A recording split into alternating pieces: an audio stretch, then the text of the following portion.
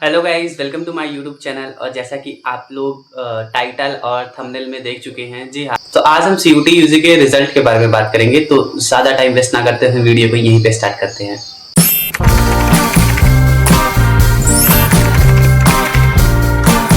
जैसा कि आपको पता है कि एनटीए ने कल सीयूटी यूजी का फाइनल आंसर की निकाल दिया है। तो आपको ये चीज पता होना चाहिए कि एनटीए जब भी फाइनल आंसर की निकालता है उसके बस 2-3 दिन बाद ही वो रिजल्ट निकाल देता है। तो आप ऐसा मान के चलिए, आज से 2-3 दिन बाद रिजल्ट आपका निकल जाएगा। आज है हमारा 22 जून, कल 21 को निकाला था सीयूटी यूजी ने। आज 22 हो गया, 23, 24 तक आपका रिजल्ट निकल जाएगा। और ज्यादा लेट हुआ तो 25 तक आपका रिजल्ट वो लोग निकाल देंगे। और अभी हम मेन टॉपिक में आते हैं, जो भी है नॉर्मलाइजेशन। तो नॉर्मलाइजेशन कैसे आपके मार्क्स पे अफेक्ट करता है, वो चीज हम बात करते हैं। तो नॉर्मलाइजेशन बहुत ही गंदा प्रोसेस है जो एनटीए द्वारा किया जाता है। मेरे में ऐसा हुआ था कि गैट के पेपर में उन्होंने मेरे मार्क्स बढ़ा दिए थे, बट इन्होंने जो मेरा हिंदी का पेपर था उसमें मेरे बहुत सारे मार्क्स इन्होंने कम करा दिए थे, मतलब 20-25 प्लस कम कर दिए थे उन्होंने। और नॉर्मलाइजेशन में कुछ लोगों का ऐसा हुआ कि उनका 50 मार्क्स कम कर दिया इन लोगों ने, और उनकी ड्रीम यूनिवर्सिटी, ड्रीम कॉलेज, ये सब कुछ नहीं मिल पाया उन लोगों को। तो नॉर्मलाइजेशन बहुत ही ज़्यादा इफेक्ट करता है आपके रिजल्ट पे। आप ये मत सोचो कि अब मैंने फाइनल आंसर की मिला दिया, मेरा इतना मार्क्स आ रहा है, इतना नहीं आ रहा है, ऐसा उसका कुछ नहीं मानोगे जब तक कि आपका फाइनल स्कोर कार्ड ना आ जाए। क्योंकि एनटीए नॉर्मलाइजेशन करता है, और नॉर्मलाइजेशन करने के बाद आपका फिक्स है कि कुछ मार्क्स आपके घटेंगे और कुछ मार्क्स, या फिर हो सकता है अगर एग्जाम आपका उस शिफ्ट में टफ होगा तो कुछ मार्क्स बढ़ेंगे। ऐसा मेरे शिफ्ट में गैट में मेरा शिफ्ट थोड़ा टफ गया था, तो मेरे शिफ्ट में उन्होंने ग्रेस मार्क्स दे दिया, उन्होंने मार्क्स बढ़ा दिया।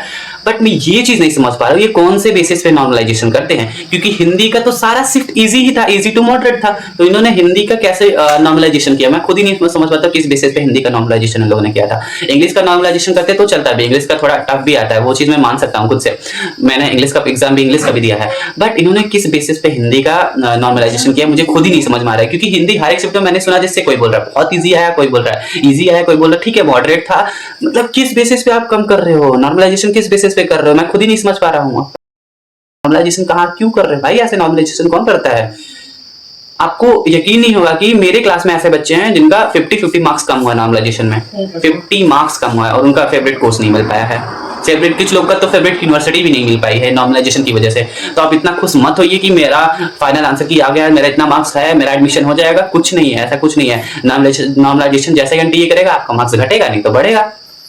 ऐसे ही करता है एनटीए। एनटीए का यही चल रहा है, कहीं भी किसी भी शिफ्ट में नॉर्मलाइजेशन करके मार्क्स बढ़ा देने, किसी शिफ्ट में नॉर्मलाइजेशन करके मार्क्स कम करते रहे। मुझे खुद नहीं समझ पाता कौन से बेसिस पे ये लोग हार्ड और इजी समझते हैं, कौन से बेसिस पे, मैं खुद नहीं समझ पा रहा हूँ।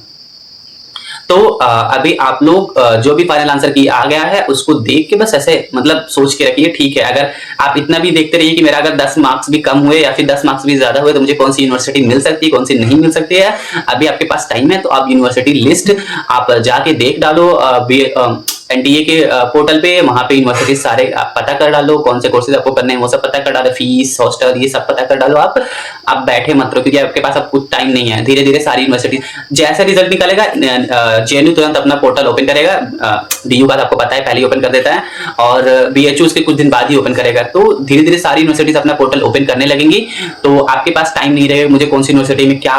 बहुत सारी यूनिवर्सिटीज तो ऐसे ही छूट जाएंगी आपकी, कि आपको पता ही नहीं चलेगा कि अच्छा यूनिवर्सिटी का रजिस्ट्रेशन आया है, हमको पता ही नहीं चला। तो आप ऐसा बिल्कुल भी मत करना। आपका फाइनल आंसर किया गया है, आप अपना मार्क्स देखो कितना आया है, उस बेसिस पे आप यूनिवर्सिटीज ढूंढो, बहुत सारी यूनिवर्सिटीज आप इकट्ठा कर लो। उसके बाद आप सारी यूनिवर्सिटीज में जैसे एनटीए का रिजल्ट आएगा, सारी यूनिवर्सिटी में आप रजिस्ट्रेशन करवा लेना। आपके पास बैकअप प्लान रहना बहुत ज्यादा जरूरी है, क्योंकि बहुत सारे ऐसे स्टूडेंट है जिन्होंने प्रेफरेंस अच्छे से नहीं बनाया था, वो बीएचयू नहीं पा पाए, जबकि कट ऑफ कम गया था, उनका कट ऑफ अच्छा था। कुछ लोग तो ऐसे जिनका मार्क्स बहुत अच्छा था पर उनको अफिलिएटेड मिला, क्योंकि वो प्रेफरेंस ही अच्छे से नहीं बनाना जानते थे। तो आप प्रेफरेंस अच्छे से, मैंने प्रेफरेंस वाली वीडियो बनाई है, आप प्रेफरेंस वाली वीडियो जाके देख लो। प्रेफरेंस आप अच्छे से बनाओ, हर एक मेजर के साथ हर एक माइनर भरो, अच्छे से प्रेफरेंस बनाओ, आपका हो जाएगा, कोई भी टेंशन की जरूरत नहीं है। आप यहाँ पे आओ, आप यहाँ पे आप यहाँ पे सारी चीजें देखो, आप फील करो सारी चीजें, तो आपको पता चलेगा कि हाँ मैं कितना मिस कर रहा था। तो मिलते हैं आपको नेक्स्ट वीडियो में, जब सीयूटी का रिजल्ट आ जाएगा तो मैं आपको बता दूंगा। तो मिलते हैं आपको नेक्स्ट वीडियो में, तब तक के लिए राधे राधे।